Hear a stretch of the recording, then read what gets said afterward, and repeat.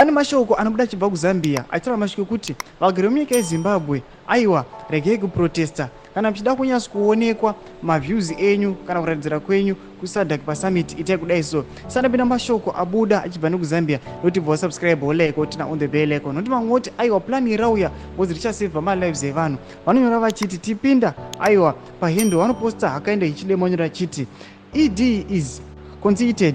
People don't have to protest against him when SADC comes. I would waste no calories on him, but simply daily welcome SADC leaders with placards emblazoned with messages of my envy for the neighbors for having corrupt-free, competent democratic leaders.